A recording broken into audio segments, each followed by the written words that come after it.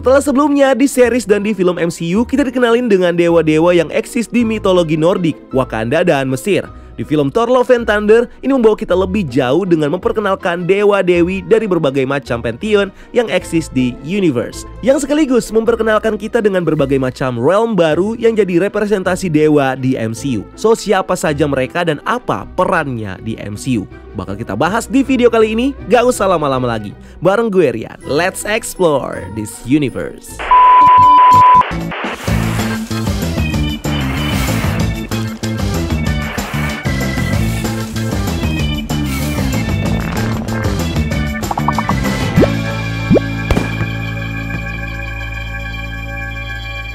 Kita mulai pembahasan kita kali ini dari kota Omnipotent City, yang di film ini jadi spot utama yang memperkenalkan kita dengan berbagai macam dewa di universe. Di film ini Omnipotent City digunakan sebagai tempat parlemen dewa yang dipimpin sama salah satu dewa tertua dari bangsa Olympian, Zeus. Zeus di komiknya diceritakan sebagai dewa langit, cuaca, dan petir di mitologi Yunani, yang awalnya dia adalah anak bungsu dari dewa Cronus, pemimpin dari bangsa Titan, dan Dewi Rhea yang dulu menguasai sebuah realm bernama Olympus. Zeus lalu membebaskan saudara-saudaranya yang dipenjara di Tartarus dan mulai bertempur bersama melawan tirani Cronus dan juga bangsa Titan. Perang ini berakhir dengan kemenangan Zeus yang menjadi pemimpin dari bangsa Olympian yang berkuasa di Olympus. Dimana setelah mereka berkuasa, dia dan bangsa Olympian lainnya kemudian disembah di bumi sama rakyat Yunani dan juga Romawi. Di era modern, Zeus juga jadi pemimpin dari Olympia Corporation, sebuah perusahaan yang dibuat sama bangsa Olympian untuk mempertahankan kekuatan dan eksistensi dari para dewa Olympia di bumi. Gak cuma Zeus, di Omnipotent City kita juga bisa melihat dewa Olympian yang lain seperti Dewi Artemis yang di komik dan di mitologinya dikenal sebagai dewi berburu, alam liar, dan bulan, yang merupakan anak dari Titan Leto dan juga Zeus dan kembaran dari dewa Olympian Apollo. Di antara para Olympians, Artemis adalah dewi yang paling jago memanah dan bisa mengontrol hewan-hewan di alam liar. Dewi lainnya adalah Minerva. Minerva adalah versi Romawi dari Athena yang dikenal sebagai dewi kebijaksanaan, keadilan, dan kerajinan di mitologi Romawi. Minerva adalah satu-satunya anak dari Zeus yang tidak punya ibu dan terlahir sendiri dari kepala Zeus sebagai wanita dewasa yang langsung memakai armor full. Di antara para dewa, Minerva dikenal sebagai ahli strateginya Olympus dan dewi yang memiliki banyak pengetahuan. Lalu ada dewa Dionysius yang disembah sama orang Yunani dan Romawi sebagai dewa kebun dan anggur. Dan ada juga dewa berbentuk bola mata yang merefer ke Morpheus, dewa tidur dan mimpi di mitologi Yunani. Di Omnipotent City ini kita juga bisa melihat dewa-dewa dari mitologi di wilayah Amerika Latin seperti Quetzalcoatl, dewa angin dan hujan yang jadi pencipta dunia dan manusia di mitologi Aztec. Nah, Quetzalcoatl di mitologinya sering digambarkan sebagai sosok ular naga bersayap burung, dan kalau di komiknya dewa ini juga punya tampilan manusia yang dia pakai ketika bertarung side by side sama Thor. Nah, dewa ini mungkin punya hubungan dengan Namor, yang di film Black Panther Wakanda Forever bakal punya background baru sebagai bagian dari suku dari kota bawah laut yang ada di wilayah Amerika Tengah. Dan seperti Black Panther yang dapat kekuatan dari Buzz, Namor di filmnya nanti bakal mendapatkan kekuatan juga dari dewa, yang bisa jadi berasal dari dewa Quetzalcoatl yang disembah sama Namor dan juga sukunya. Karena faktanya Quetzalcoatl dan dewa Aztec lainnya punya domain kekuasaan yang mencakup seluruh wilayah Amerika Tengah. Lalu lanjut kita bisa melihat dewa dari mitologi suku Maya, yaitu Itzamna, yang diceritakan sebagai dewa matahari dan langit yang merupakan pencipta kehidupan di bumi yang disembah sama suku Maya. Dewa ini merupakan bagian dari Council of Godheads yang dibuat sama Zeus dan Odin. Nah, dari mitologi Mesir dan Wakanda juga hadir di Omnipotent City ini. Kita bisa melihat dewi perempuan bersayap dan bertopeng yang di sini nge-refer ke Dewi Isis yang avatarnya sempat kita lihat di series Moon Knight. Nah, bentuk yang ini adalah avatarnya. Kalau bentuk aslinya yang kita bisa lihat nih di dalam scene ini. Nah, di mitologi Mesir, Isis dikenal sebagai dewi sihir dan kehidupan yang menjaga anak-anak, wanita, dan menyembuhkan orang sakit. Dia juga adalah istri dari Osiris dan juga ibu dari Horus yang juga bisa membangkitkan orang mati dan mempunyai kedudukan yang sangat penting di antara para dewa Mesir. Sebelumnya, Thor sendiri sempat nge-mention soal Ra dan Atum yang kalau di komik awalnya dikenal sebagai Elder God yang punya tugas untuk membunuh para iblis. Sebelum akhirnya, dia bergabung dengan pantheon Mesir dan jadi dewa matahari. Ra dikenal sebagai dewa terkuat di mitologi Mesir yang merupakan ayah dari Khonshu. Ra juga punya avatarnya sendiri yang dia kasih nama Sun King. Di sini juga muncul dewa dari mitologi Wakanda seperti Bastet atau Dewi Bas, Goddess of Panther and Cat, yang awalnya jadi bagian dari mitologi Mesir sebelum akhirnya dia jadi dewi pelindung Wakanda dan memberikan Black Panther kekuatan lewat Heart-Shaped Herb. Selain Bastet, ada juga sosok kucing putih yang tampilannya mirip kayak Bas di versi komiknya. Tapi kucing ini bisa nge-refer ke sosok dewi Wakanda lainnya, yaitu Sekhmet. Sekhmet awalnya dikenal sebagai dewi perang Mesir sebelum dia pindah ke Wakanda bersama Bas dan disembah sebagai dewi singa. Dimana di mitologi Wakanda, orang-orang Wakanda percaya kalau Sekhmet dan Bas akan mengantar jiwa-jiwa yang mati ke realm ancestral plane. Dan ada dua dewa bertopeng babun yang di sini terinspirasi dari suku Dogo di Afrika Barat, yang sepertinya bisa nge-refer ke Gekre, dewa gorila dan penghakiman yang disembah sama Jabari, suku gunung yang dipimpin sama Mbaku di Wakanda. Selain itu, ada juga dewi dari Eropa yaitu Elke Goddess atau lebih dikenal dengan nama Lady of Elke, dewi pangan yang jadi pelindung dari suku kuno di daerah Spanyol.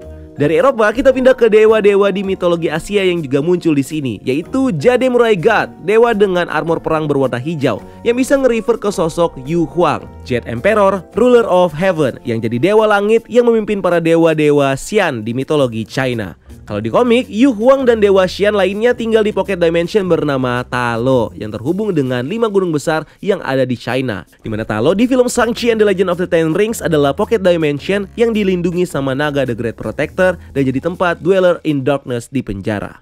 Lalu ada dewa dari China yang sepertinya nge-refer ke Terracotta God, dewa prajurit yang melindungi Kaisar China pertama, Qin Shi Huang. Terus ada Bao, God of Dumpling dari mitologi China, yang karakternya terinspirasi dari film animasi pendek Bao, garapan Pixar.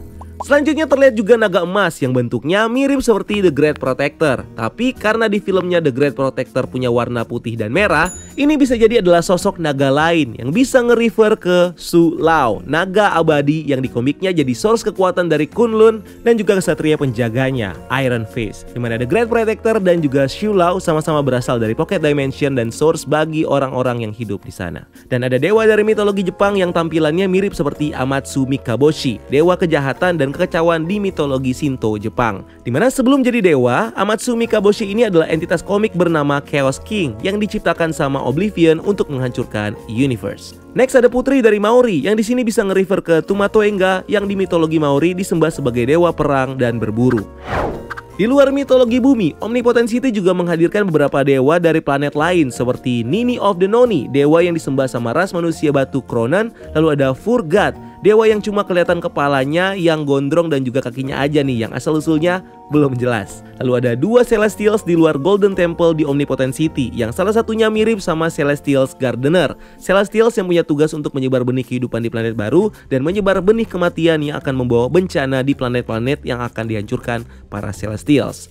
Sedangkan yang satunya lagi mirip sama Mad Celestials, yang kalau di komik diceritakan sebagai Celestials yang punya tugas untuk memusnahkan kehidupan. Di salah satu storyline pernah berhadapan langsung dengan Galactus, si pemakan planet. Di luar Omnipotent City, kita bisa melihat dewa-dewa yang dibunuh sama Gore the God Butcher, seperti Rapu, dewa cahaya yang dulu disembah sama bangsanya Gore dan juga anaknya. Lalu ada juga dewa raksasa yang jadi dewa bangsa Valigar, yaitu Valigar the Behemoth, yang kalau di komiknya adalah salah satu dewa terkuat di Galactic Frontier dan juara dari God of Tournament of Immortal yang berhasil dibunuh sama Gore the God Butcher. Di footage panggilan darurat yang masuk ke Guardians of the Galaxy, kita juga bisa melihat dewa selanjutnya yang jadi korban dari Gore. Yang dilihat dari cara mati dan tampilannya ini mirip kayak Skylords of Indigar, dewanya para alien biru di planet gurun yang dikenal sebagai Indigarian. Nah, planet yang muncul di awal film ini mungkin adalah planet Indigar, yang kalau di komik adalah sebuah planet gurun yang dihuni sama alien-alien biru yang dilindungi sama sekelompok dewa raksasa bernama Skylords of Indigar, yang selalu memberikan hujan kepada masyarakat Indigar. Film ini juga memperlihatkan kita berbagai patung dewa-dewa kosmik skala multiverse di kuil yang jadi pintu gerbang menuju Center of Universe, dimana ini sudah pernah kita bahas di trailer breakdown sebelumnya. Di sini ada Death, entitas kosmik yang merupakan representasi dari kekuatan Vengeance di Universe bersama dengan Oblivion, dan juga merupakan personifikasi dari kematian. Death mengetahui semua kematian yang terjadi di Universe dan akan sangat senang jika ada banyak makhluk hidup yang mati karena eksistensinya bergantung pada kematian. Lalu ada Ion, makhluk kosmik anak dari Eternity yang merupakan representasi dari konsep waktu yang mengatur universe. Dia menghuni dimensinya sendiri yang bernama Ionverse. Ion juga adalah pencipta dari gelang Quantum Band yang dia buat sebagai sumber kekuatan kosmik bagi makhluk-makhluk yang diciptakan sebagai protector of the universe. Berikutnya ada Infinity, saudarinya Eternity yang jadi perwujudan dari universe yang merupakan personifikasi dari seluruh ruang dan benda yang eksis di universe. Terlihat juga The Living Tribunal, makhluk kosmik dengan 3 kepala yang merupakan bawahan langsung dari The One Above All yang bertindak sebagai penegak hukum dan penjaga keseimbangan di multiverse. Ada juga The Watcher, ras alien tertua di universe yang punya tugas untuk mengawasi dan mengumpulkan berbagai macam pengetahuan dari berbagai multiverse. Dan terakhir adalah One Above All, pemimpin dari semua dewa dan juga kelompok Celestials. Nah, di Center of Universe sendiri kita bisa melihat Eternity, entitas kosmik terkuat di pusat alam semesta yang bakal mengabulkan permintaan dari orang pertama yang berhasil menemukannya. Di komiknya, Eternity adalah sebuah entitas kosmik yang merupakan perwujudan dari sebuah universe yang meliputi galaksi, planet, dan juga kehidupan di dalamnya. Dimana di setiap universe pasti memiliki satu Eternity, karena dia adalah perwujudan dari universe. Eternity adalah personifikasi dari waktu dan juga kehidupan di universe. Dia dan juga saudarinya adalah bagian dari salah satu kekuatan esensial dari universe itu sendiri, yaitu necessity atau kebutuhan, yang berjalan berdampingan dengan equity atau keseimbangan yang dipegang sama Galactus dan merupakan counterpart dari vengeance atau dendam yang dipegang sama Death dan Oblivion.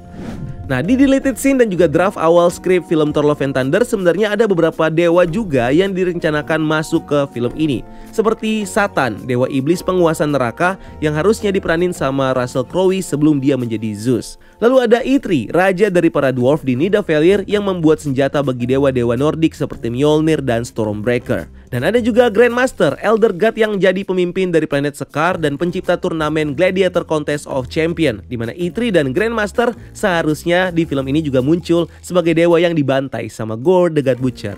Dan selain itu tentu saja kita sudah kenal semua dewa-dewa Nordik yang muncul di film ini. So itu dia semua dewa-dewa yang sejauh ini bisa kita temukan di film Thor Love and Thunder. Kalau mungkin ada dewa-dewa yang kalian temukan tapi tidak gua bahas di sini, silakan komen di kolom komentar di bawah. So thank you udah nonton video ini. Jangan lupa untuk like video ini dan subscribe sebagai bentuk dukungan kalian buat channel ini. Jangan lupa cari kita di TikTok dan di Instagram breakdown.universe karena kita sering juga bikin konten-konten menarik di sana. Dan jangan lupa lakukan satu kebaikan hari ini. See you on the next video. Gue Rian. Until next time, keep exploring the multiverse.